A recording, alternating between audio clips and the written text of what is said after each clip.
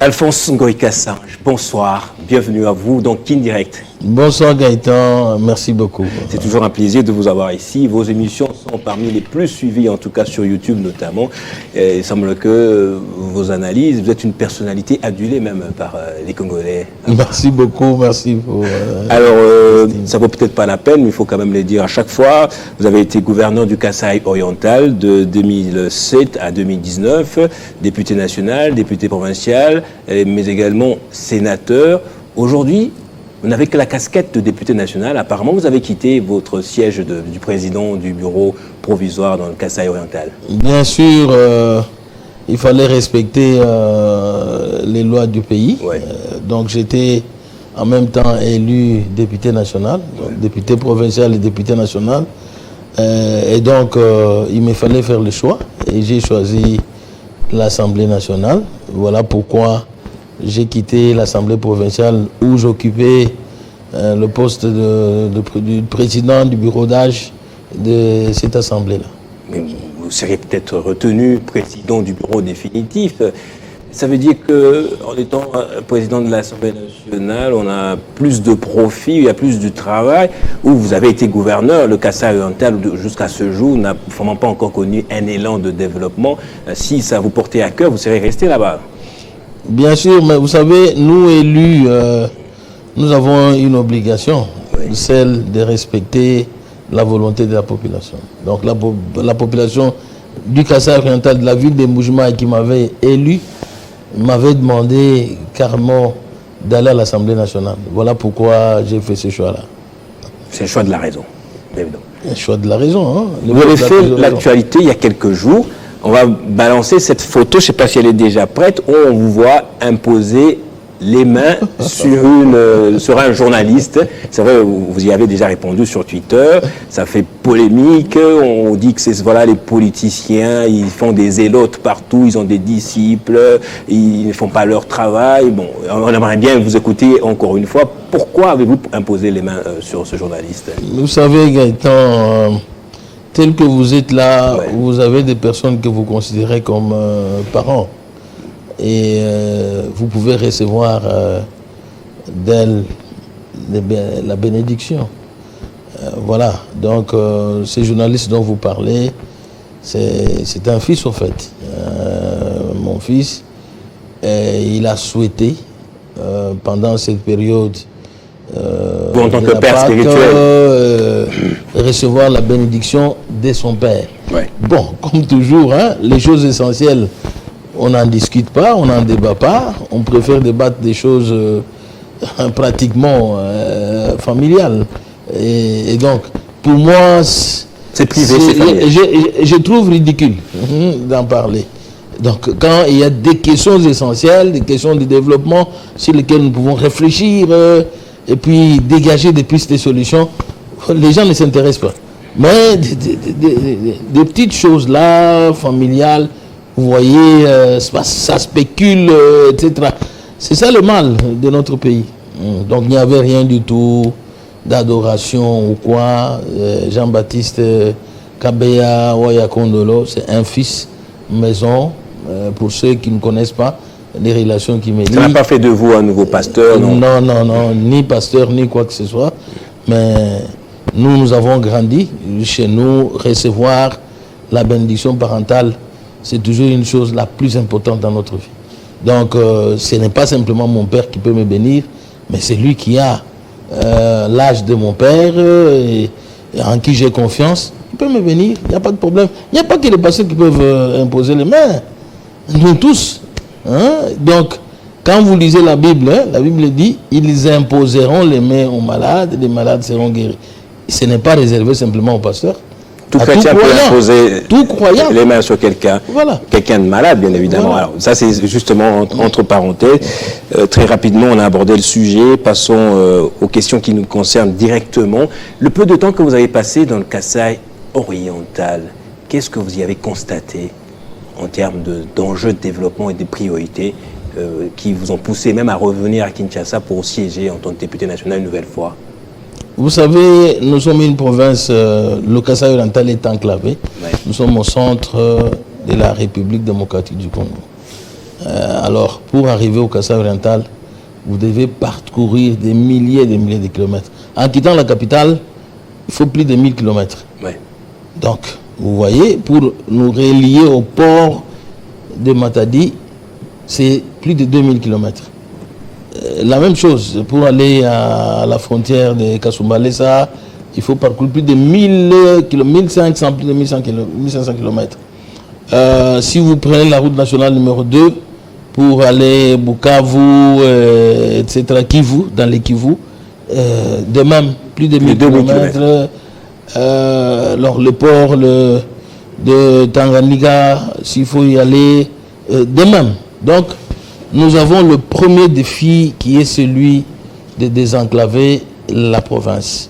Et donc, en parlant du désenclavement, nous avons les routes nationales numéro 1, 2 et la route nationale numéro 7. Donc, 1, 2, c'est la route qui vient de Kinshasa, Matadi, qui passe par Kinshasa, Mbujimaï, jusque dans les Katanga. La route nationale numéro 2, c'est celle qui quitte Mbujimaï, Kabinda, jusqu'au Maniema, dans les Kivu. Et la route nationale numéro 7, c'est celle qui vient du Sankourou, et puis qui passe par l'Équateur, etc. Donc, ce sont les premiers défis, parce que, comme vous le savez, nous sommes une province minière, et nous avons les minéraux qui se retrouvent aussi dans les Katanga. Les minéraux qu'on recherche dans les Katanga se retrouvent chez nous. Le cuivre, le nickel, chrome, etc. Mais comment est-ce qu'on n'exploite pas ces minéraux-là? Parce que les coûts, les prix de la production est très élevé.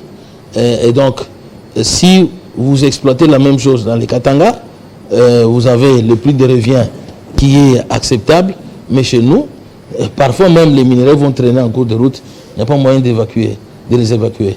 De même que l'électricité, parce que on ne peut pas parler de l'industrialisation sans l'énergie électrique. Donc, si vous exploitez les minéraux, il faut les industrialiser. Donc, il faut les industries pour les traitements. Et donc, il n'y a pas d'énergie. Il faut pas l'énergie pour la consommation domestique, non, mais l'énergie pour stimuler les investissements. Et donc, ça, c'est le deuxième défi, comme je l'ai dit. Le premier défi, sont les infrastructures dans le but de désenclaver la province du Kassai oriental. Oui. Le deuxième défi, l'électricité, l'énergie. Oui. Le troisième défi, l'industrialisation. Oui. En vue de la création d'emplois. Donc, on doit créer les emplois. Aujourd'hui, le Kassai oriental souffre de chômage. Le chômage, je vous dirais, est à 95%. Ce qui provoque l'exode, justement, le déplacement des populations de part et d'autre dans le Katanga, dans le sud du pays, également à l'ouest ici, à Kinshasa. Ouais. Il faut stopper. Est-ce qu'on a les chiffres quant à ce déplacement de population du Kassai? Bon, c'est des milliers. Hein. Ouais. Et cela s'est fait bien avant nous. Et quand on était là, on a essayé de juguler ça, de stopper. Mais que voulez-vous? Et la population va là où elle peut trouver de l'emploi, etc. Avec le boom minier, les gens sont obligés d'aller dans les Katanga pour vendre facilement les cobaltes, trouver, ainsi de suite, trouver quelque chose. Donc, j'ai parlé de l'emploi, les défis de l'emploi qui passent par l'industrialisation. Il y a les défis de la desserte en eau potable. Je sais qu'ils avaient initié des actions qui sont en cours, qui vont produire des effets d'ici là, parce qu'une action a le court, moyen et long terme. Donc maintenant, là, à moyen terme, nous aurons les résultats. Il y a un plus grand défi qui peut résoudre les autres. C'est celui de nous connecter vers le port de proximité. Et le port de proximité, c'est le port de Lobito. Lobito, ok. Donc, c'est à moins de 400 km, 300 et quelques kilomètres. Donc, je parle de Kalambambouji. Il y a 2 pistes là-bas. Vous allez sur Kalambambouji. Et puis, l'autre, c'est Kamako, du côté de Chikapa. Là, vous pouvez aller directement. Quand vous sortez de Kamako, au-delà de l'Angola, vous avez les infrastructures qui vous amènent jusqu'à Durban, Jobourg, etc. Donc, mais ce ne sont pas des actions qui coûtent énormément, qui peuvent dépasser la République pour les résoudre. Un autre défi reste celui de rendre la province, là, une province ville. Elle est la plus petite de toutes les provinces de la République. Même moins que la ville-province de Kinshasa. Ah bon? Donc, si il faut relier les territoires au chef-lieu, vous en êtes à moins de 100 km. Donc, à une soixantaine de kilomètres, vous êtes déjà dans les territoires, dans les 5 territoires. Donc, on peut, en asphaltant ces routes, les connectant vers les territoires vers les chefs-lieux, nous faisons de cette province-là une province ville. Comme la ville de Kinshasa, justement. Mais qu'est-ce que le Kasaï oriental produit déjà en interne? Est-ce qu'il y a des productions à ce jour qui se font? J'allais parler aussi de l'agriculture, qui est le Kasaï oriental est une province qui était à l'époque grenier. Bon, le Kasaï en général, grenier de la République. Bon, à ce jour, l'agriculture, on n'en parle pas, etc. Alors, ce qu'il faut faire, votre question... la production locale. La production locale, le diamant. Mais le diamant, à ce jour, c'est beaucoup plus... Ça vient de l'exploitation artisanale. Oui. Mais c'est une production importante. Alors, mais cette production artisanale n'influence pas l'économie de la province. Pourquoi? Parce que, bon, c'est un travail qui s'est fait en solo et l'État n'est pas en mesure de capter les recettes. Vous aussi, à votre époque, apparemment, vous n'aviez pas bien encadré aussi ces exploitants artisanaux. C'est un secteur, c'est un secteur qui demande énormément d'investissement et les moyens sont prévus par le Code minier. Donc, les moyens viennent de la taxe superficielle. Et donc, la répartition de ces recettes-là vont jusqu'au cadastre minier. SAESCAM aussi. SAEMAP aujourd'hui. Et SAEMAP aide à ce qui est l'encadrement des exploitants artisanaux dans les coopératives minières. C'est ça qui ne se fait pas.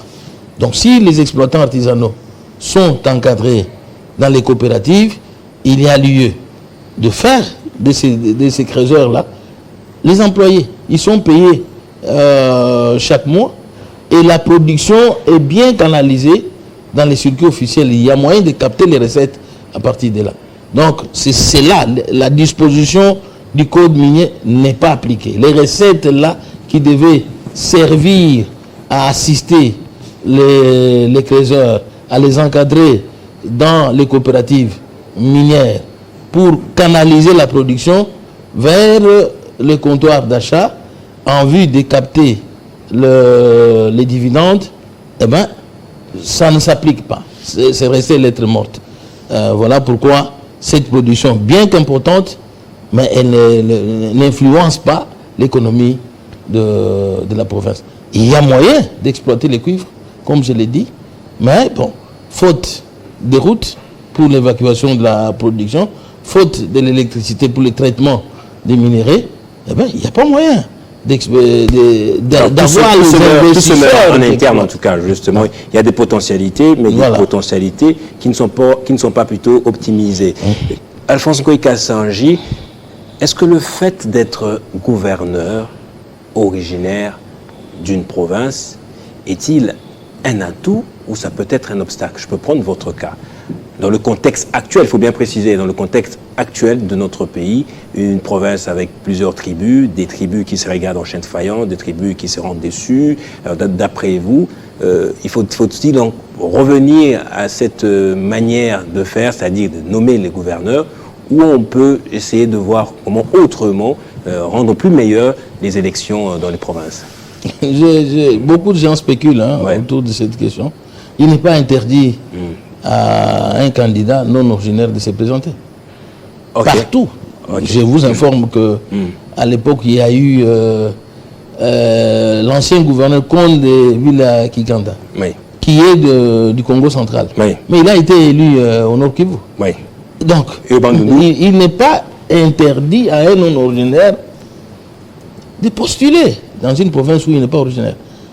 D'autant plus que là où les Congolais vivent, partout où ils sont, pourvu de respecter les lois du pays, ils sont chez eux. Et donc, il ne faut pas qu'on tue à petit feu la décentralisation dans notre pays. J'entends les gens évoquer des thèses telles que il faut que les chefs de l'État nomment les gouverneurs, il faut les non-originaires. Toutes ces thèses-là, pour votre cas d'abord, le fait d'avoir été gouverneur originaire, c'était un atout ou il y a eu des obstacles quelque part aussi? Bien sûr, c'était un atout parce qu'aujourd'hui, parce que moi, comme je connaissais la province, les défis de la province, aujourd'hui, la province va bénéficier d'un aéroport. Pourquoi? Parce que j'y étais. J'ai initié le projet et nous avons eu de l'argent. Nous avons la question de la desserte en eau, comme je venais de le dire. J'ai initié le projet et nous avons eu le financement de la Banque africaine de développement, d'abord la Banque arabe de développement et ensuite la Banque africaine de développement. Aujourd'hui, le Kasaï n'aura plus de problème de desserte en eau potable.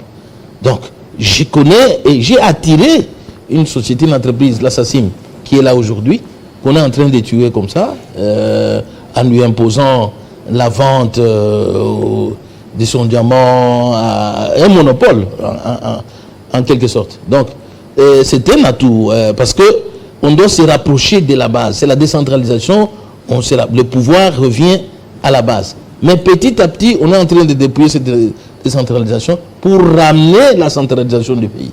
Donc, il y a même, vous pouvez même voir les votes des lois donc, qui ramènent aujourd'hui, petit à petit, qui tue la décentralisation. Donc, je voulais dire que je ne suis pas, je m'oppose carrément à cela parce que ça va tuer la décentralisation. Nomination, ceci, cela. On laisse le pouvoir au peuple, mais par contre qu'on respecte les dispositions constitutionnelles. C'est-à-dire, les finances des provinces sont distinctes de celles du pouvoir central. L'argent de ces pays est consommé seulement par le gouvernement central. Voilà la question, le problème. Il faut décentraliser les finances du pays. Il faut permettre aux provinces d'avoir les moyens de leur politique. Voilà. Merci beaucoup, Alphonse Ngoï Kassanji, surtout pour cette précision de la fin. Le problème principal, c'est plutôt donner les moyens financiers aux provinces, d'après vous. Merci beaucoup. On reste ensemble, on va aborder toujours cette thématique, mais cette fois avec le coordonnateur national de Bomoko United. Il va venir nous parler des avantages et des désavantages du fait de nommer des gouverneurs.